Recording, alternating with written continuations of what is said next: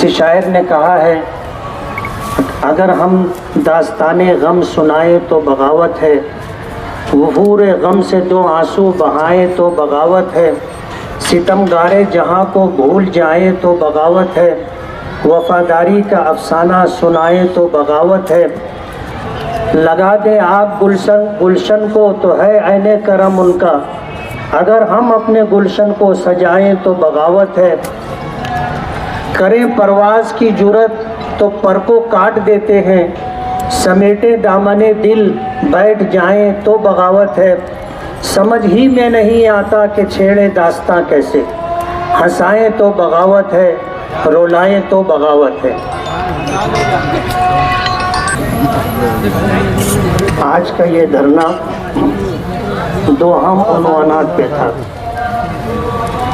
ایک تو ہمارے ایمان اور عقیدے کا سوال ہے، ہمارے آقا سرکار دو جہاں سرور کائنات صلی اللہ علیہ وسلم کی شان اقدس میں گستاخی کا۔ دوسرا مسئلہ ہم ہندوستانیوں کے اپنے وجود کا ہے، جسے ہم وقف کی املاک سے تعبیر کرتے ہیں۔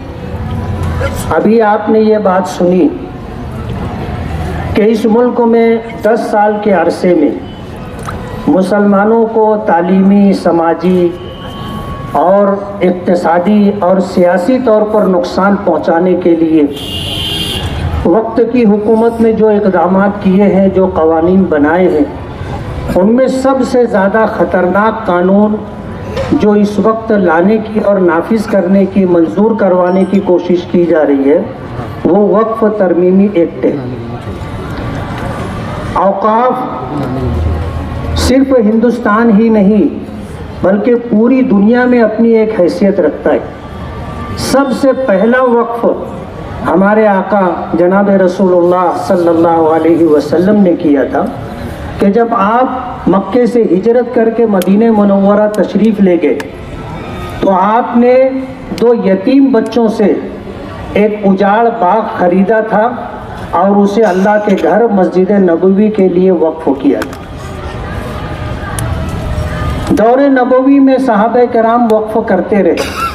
مدینہ منورہ میں پانی کا ایک کنواں تھا جس سے میٹھا پانی لوگوں کو ملتا تھا، وہ ایک یہودی کی ملکیت تھا اور وہ پانی فروخت کرتا تھا۔ جن لوگوں کے پاس پیسہ ہوتا تھا ان کے لیے پانی خریدنا کوئی اتنا مشکل مسئلہ نہیں تھا، لیکن غریبوں کے لیے پانی پینے کا پانی مہیا کرنا مسئلہ تھا۔ وہ بڑی مشکلوں سے پانی خریدا کرتے تھے۔ عام مسلمانوں کی اور عام لوگوں کی تکلیف کو دیکھتے ہوئے نبی کریم صلی اللہ علیہ وسلم نے فرمایا تھا کہ کون ہے جو یہ کنواں خریدے اور اسے عام مسلمانوں پر، عام لوگوں کے لیے وقف کر دے کہ اس کا بھی اس پر اتنا ہی حق ہوگا جتنا ایک عام انسان کا ہوگا۔ جو شخص یہ کام کرے گا میں اسے جنت کی بشارت دیتا ہوں۔ حضرت عثمان غنی رضی اللہ تعالی عنہ نے وہ کنواں 80,000 درہم میں خرید کر کے عام لوگوں کے پینے کی پانی کے لیے وقف کیا، اور آج تک وہ کنواں باقی ہے اور اس کنویں کے پانی سے لوگ فائدہ اٹھاتے ہیں، اور اسی کنویں سے جو آمدنی ہوتی ہے آج بھی وہ آمدنی ایک بینک میں جمع ہوتی ہے، مدینہ منورہ میں اس کی اپنی املاک بھی۔ میں تفصیل میں نہیں جانا چاہتا۔ وقف کہتے ہیں کہ کسی چیز کی ملکیت کو، اصل کو روک کر اس کا نفع، بھلائی اور خیر کے کاموں کے لیے وقف دے دیا جائے کہ یہ اصل باقی رہے گی۔ جیسے مسجد کے لیے زمین وقف کی، یہ زمین قیامت تک باقی رہے گی۔ مدرسے کے لیے، یتیم خانے کے لیے اگر کوئی زمین، کوئی جگہ وقف کی گئی، یہ قیامت تک باقی رہے گی۔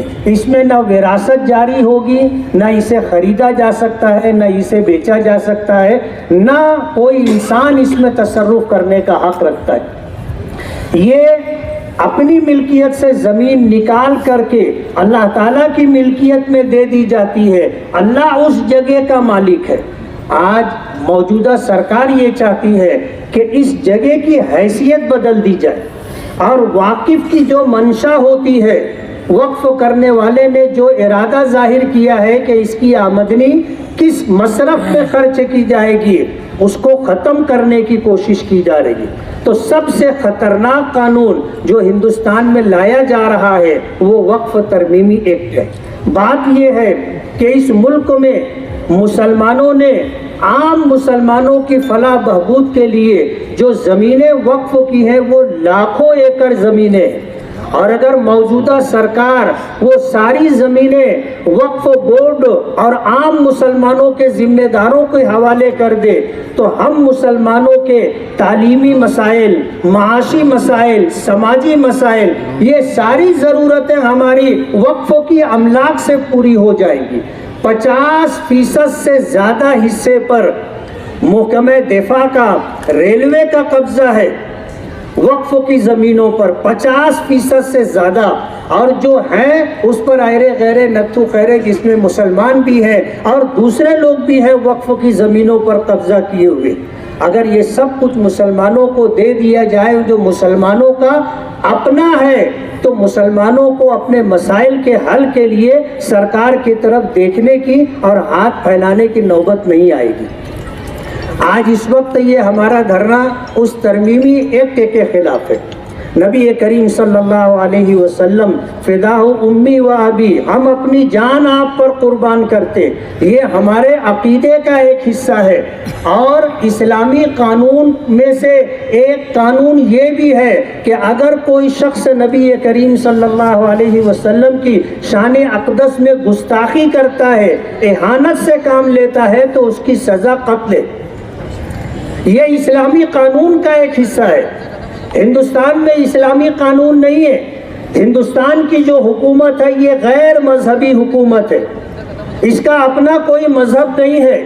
اس ملک کو ڈاکٹر بابا صاحب امبیڈکر اور ان کے ساتھیوں نے ایک قانون دیا، ایک سنویدھان دیا ہے، یہ ملک اسی قانون کے تحت چلتا ہے، اور اس قانون کے اندر ہر مذہب کے ماننے والوں کا اپنا پرسنل لا، اس پر عمل کرنا، اس کی تبلیغ کرنا، اس کی تعلیم دینا اور اپنے مذہب کو باقی رکھنے کے لیے جدوجہد اور کوشش کرنا قانون کا ایک حصہ ہے۔ ہر مذہب کے ماننے والے ہندوستان میں رہتے ہوئے اپنے مذہب پر عمل کرنے میں آزاد ہیں۔ اسلامی قانون میں سرکار دو عالم صلی اللہ علیہ وسلم کی اہانت کی سزا قتل ہے۔ ہم ہندوستان میں مذہبی حکومت نہیں ہے اور ہمیں ہماری شریعت نے قانون ہاتھ میں لینے سے منع کیا ہے۔ ہم قانون ہاتھ میں نہیں لیتے، یہی وجہ ہے کہ ہم FIR رجسٹر کرانے کے لیے پولیس اسٹیشن جاتے ہیں۔ ہم اپنے مطالبے کو منوانے کے لیے حکومت وقت کے چیف منسٹر ہوں، دیگر منسٹر ہوں اور قانون کے ذمہ داران ہوں، ان کے پاس دہائی دیتے۔ ہم قانون ہاتھ میں نہیں لیتے، لیکن اس کا یہ مطلب بھی نہیں ہے کہ کوئی بھی ایرا غیرہ اٹھے اور ہمارے آقا کی شان میں گستاخی کرے۔ قانون کو اپنا کام کرنا چاہیے۔ اگر قانون کے رکھوالے انصاف سے کام نہیں لیں گے تو ظاہر بات ہے یہ آگ ہمارے گھر سے بڑھ کر کے آپ کے گھر تک بھی آئے گی۔ ہمارے قرآن کریم کا حکم ہے وَلَا تَسُبُّوا الَّذِينَ يَدْعُونَ مِن دُونِ اللَّهِ فَيَسُبُّوا اللَّهَ عَدْوًا بِغَيْرِ عِلْمٍ، کہ تم دوسروں کے معبودوں کو، ان کے خداؤں کو برا بھلا مت کہو، ورنہ وہ لاعلمی میں تمہارے خدا اللہ کو بھی برا بھلا کہیں گے۔ ہمیں منع کیا گیا ہے، ورنہ عیب سے پاک تو اللہ کی ذات ہے۔ آپ اگر دیو مالائی داستانیں چھانیں گے اور ملکوں کی تاریخ اگر دیکھیں گے تو آپ کو عجیب و غریب واقعات ملیں گے۔ ہم کسی کے مذہب کی مذہبی شخصیت کو برا بھلا نہیں کہتے اور کہنا بھی نہیں چاہتے، ورنہ کہنے کے لیے بہت کچھ ہے۔ آج اس وقت سرکار دو عالم صلی اللہ علیہ وسلم کی شان میں جو گستاخی کی گئی تھی، ہم قانونی راستہ اختیار کر کے FIR دینا چاہتے ہیں، ہم قانونی راستہ اختیار کر قانونی کارروائی کروانا چاہتے ہیں، ہم قانونی راستے پر جا کر اپنے حق کا اور قانون کی بالادستی کا مطالبہ کر رہے ہیں۔ اور اگر اس طرح قانون کی خلاف ورزی کرنے والوں کی حمایت میں کچھ ٹلو قسموں کے لوگ اور کچھ بٹلر جیسے لوگ آ کر کے اگر اس طرح کی بات کرتے ہیں کہ مسلمانوں کو مسجدوں میں گھس گھس کر کے ماریں گے، ای خیالستو محالستو جنوب، یہ دیوانے کی بڑھ ہے۔ وہ زمانہ لد گیا جب خلیل میاں چھلانگوں سے فاقتے مارا کرتے تھے۔ ہم تو برجستہ یہ بات کہتے ہیں کہ ہم کسی کے گریبان تک ہاتھ نہیں لے جاتے، لیکن اگر کوئی ہمارے گریبان تک ہاتھ لانا چاہے گا وہ ہاتھ کاٹ دیں گے۔ اور اگر کوئی ہماری مسجد میں گھس کر کے مارنے کی بات کرتا ہے تو ہم علن اعلان یہ بات کہتے ہیں کہ اگر اپنی ماں کا دودھ پیا ہوگا، اپنے باپ کی اولاد ہوگا تو مسجد میں آ کر کے بتا دیں۔ مسجد میں اپنی مرضی سے آ سکتا ہے لیکن مسجد سے نکل کر کے جا نہیں سکے گا۔ ہم نے بھی کوئی چوڑیاں نہیں پہن رکھی ہیں، اور ہمارا ایمان ہم کو موت سے نہیں ڈراتا۔ ہم تو مرنا شہادت سمجھتے ہیں، اور مرنے کے بعد اگر مرنے والا دنیا میں واپس آنے کی تمنا کرے گا تو وہ شہید ہوگا، جو جنت سے بھی دنیا میں واپس آنے کی تمنا کرے گا۔ اس لیے موت سے ہم نہیں ڈرتے، ہم تو جان ہتھیلی پر لے کر کے چلتے ہیں۔ آج ملک میں جس طرح کے حالات ہیں، سب سے زیادہ برا وقت مسلمانوں پر ہے۔ آج 70-72 سالہ شخص اگر 40 گاؤں سے تھانہ جاتا ہے تو اس کی موب لنچنگ ہوتی ہے، اس کو مارا جاتا ہے۔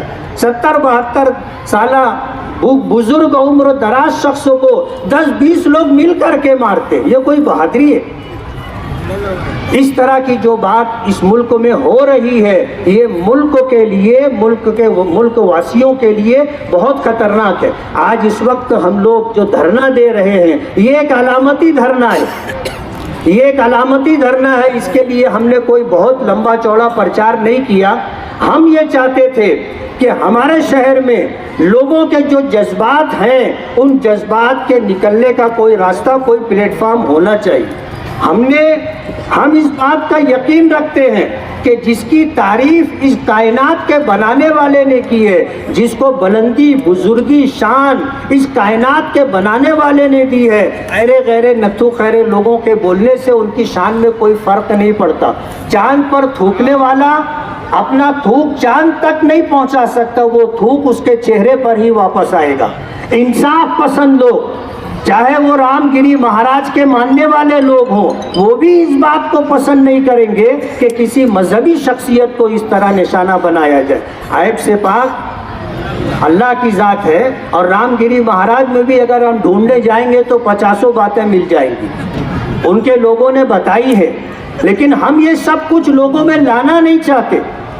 ہم رام گری مہاراج کا ہمارے آقا سے کوئی مقابلہ نہیں کرنا چاہتے۔ ہمارے آقا کی شان ہے جو ہے وہ ہے۔ اللہ نے فرمایا وَرَفَعْنَا لَكَ ذِكْرَكَ، کہ ہم نے آپ کے ذکر کو بلندی عطا کی ہے۔ پوری کائنات میں سورج نکلنے سے لے کر کے سورج ڈوبنے تک فضا میں اگر کوئی نام گونجتا ہے تو وہ ہمارے پروردگار اللہ کا نام گونجتا ہے، اللہ اکبر کی شکل میں، اور نام گونجتا ہے تو ہمارے آقا سرکار دو عالم صلی اللہ علیہ وسلم کا اشہد ان محمد رسول اللہ کی شکل میں۔ یہ آواز 24 گھنٹہ فضا میں گونجتی رہتی ہے۔ ایسے حالات کے اندر آج ہمارا یہ دھرنا ہے، علامتی دھرنا ہے۔ آج اس موقع پر آپ سبھی حضرات تشریف لائے، ہم سبھی حضرات کے شکر گزار ہیں، اور شکر گزاری کی ضرورت نہیں ہے، یہ ہماری مذہبی ذمہ داری اور فریضہ ہے، اور ایک ہندوستانی ہونے کے اعتبار سے ہمارا فرض بنتا ہے کہ اس ملک میں اوقاف کی حفاظت کے لیے ہم جدوجہد اور کوشش کریں۔ آج اس موقع پر نتیش رانے نے کی مذمت کی جاتی ہے کہ جس نے عام مسلمانوں کو مسجد میں گھس کر مارنے کی دھمکی دی ہے، اسی طرح رام گری مہاراج نے جو ہمارے آقا کی شان میں گستاخی کی ہے، اس کا نشید، اس کی مذمت کرتے ہیں، اور وقف ترمیمی بل کے تعلق سے حکومت وقت سے مطالبہ کرتے ہیں کہ وہ اپنا یہ ترمیمی وقف ایکٹ واپس لے۔ بہت بہت شکریہ۔